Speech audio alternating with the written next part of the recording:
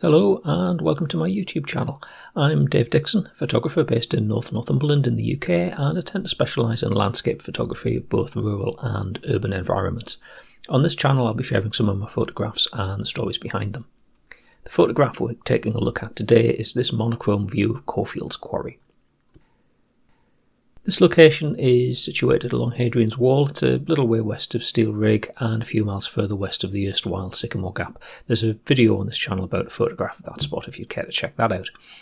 But the story behind this one is all about ad hoc changes to plans and getting something which is far removed from the original intent.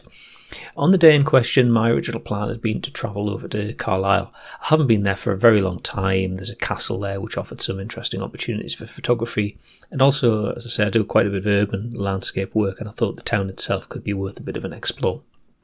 However, on the way there, I was just on the outskirts of Brampton when something happened inside my head that made me decide I wanted to go and do something different. I don't know why this happens. It's not OCD or anything, but just sometimes I just get an overwhelming urge to just change the plan and go off on a different route. As it happens, there were quite a few useful Plan B options in the area. First off, I called in at Talcon Tarn, had a pleasant walk around the lake there, had a good time taking some photographs, and also I headed up to Lanercost, visited the priory there and had a bit of an explore of the gorgeous little church next door. Then I had headed back towards home, and on the way I swung by Cawfields Quarry, which is where this photograph and a number more were taken. This is actually a really handy location. It's not too far from the main road and there's a car park right next door, so it's ideal for ad hoc visits like this where you want to stop and take some pictures but you aren't prepped necessarily to do a long walk.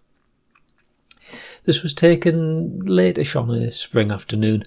There'd been some quite good light earlier in the day, but now there's some cloud bubbling up. It's made the light a little bit less dramatic, but made for some interesting textures in the sky. For this composition I included all of the shore around the lake to frame it within the picture space, and I angled the camera to make sure that I got plenty of interesting reflections in the water.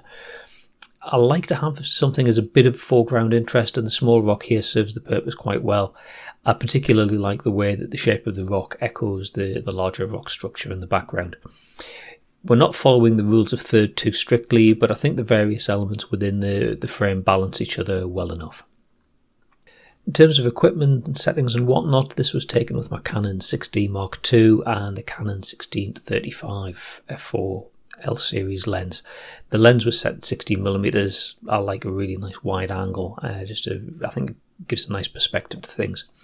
The light was getting a bit challenging, particularly the more shadowed area in the trees on the left and some troublesome highlights in the sky, so I opted to take 3 bracketed exposures. I always carry a tripod in the boot of my car, so I'm prepared for such eventualities, even if I never set out to do landscape photography like this in the first place. With the camera set to ISO 100 and the lens aperture at f11, I took 3 exposures, one at 100th of a second, kind of like a normal exposure if you like, one at 1/400th of a second, underexposed there for the benefit of the sky, and one at 1/25th of a second, which brought out some details in the shadows. I combined these in Photomatics using the monochrome 3 preset, which gave me the sort of look that I was after as a starting point, and then it was over to my rather elderly copy of JASK PaintShop Pro 7 to do some tweaking. Even with the bracketing and HDR processing, there was still some areas that were a bit burned out in the sky and then reflected in the water, so I used the clone tool to cover these over. And I thought that the area in the centre of the frame was a touch too dark, so I used a curved layer and just lifted this part of the frame a little bit. Next, I added a levels layer to add some contrast, and to get the amount of punch that I wanted, this resulted in some areas being a little bit too bright, so I erased the adjustment in these spots to leave the unadjusted image showing through. Finally, I added a subtle vignette to darken the edges and help keep the viewer's interest within the frame. And that gives us the final result. Absolutely nothing like the sort of image I set out to take at the start of the day, but something that I'm quite satisfied with nonetheless.